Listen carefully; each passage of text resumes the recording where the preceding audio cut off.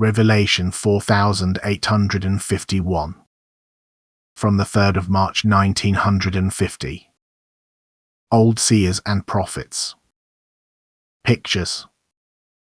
Accordance. Worldly people in their ignorance of spiritual things will never be able to fathom what ancient seers and prophets have spoken on my behalf, and therefore only few people will understand the profound spiritual meaning of those prophecies. Only few people will know in which time they will be fulfilled.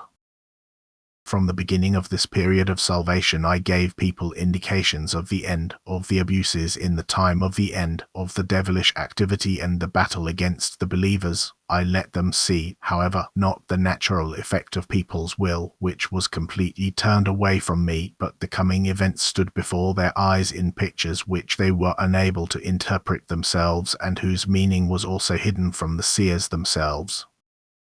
Yet none of the images they saw was without meaning, because the seers and prophets were pious people devoted to me, whom I chose to act as warners and admonishers among people of all generations until the end. Anyone who seriously endeavored to lead a life pleasing to me also came close to the truth when reflecting on those images, yet it is only possible for an awakened spirit to explain them correctly. I foresaw the time, I knew all grievances from the beginning, I knew the development of people earthly and spiritually, I recognized all shortcomings, the delusion among people, I knew about the stubborn rejection of truth, about the triumph of error, which therefore triumphed for a long time because the prerequisite was given in people's behavior towards me, because the majority of them are children of my adversary who take wrong paths and are therefore blind to the truth, while error is accepted and spread by them without hesitation.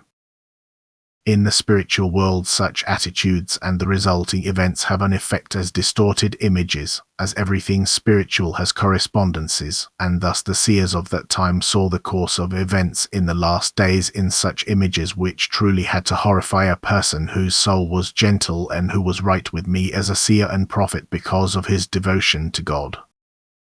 It was not given to him to interpret his visions and dreams because I wanted what he saw to remain unfounded until the end.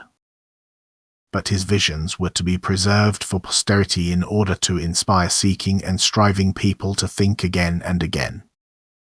And even in the end time there will only be a few who are clairaudient and clairvoyant and well understand the visions of my prophets of old in their realization of people's spiritual low and the nearness of the announced end. I will enlighten their spirit as soon as it is necessary for them to inform their fellow human beings, and if they then speak on my behalf they will also proclaim the pure truth, for they will not speak until they have been instructed to do so, and from that moment on they will clearly recognize the meaning of what is otherwise incomprehensible to their fellow human beings until I myself lift the veil, until what ancient seers and prophets have foretold in my will is fulfilled. Amen.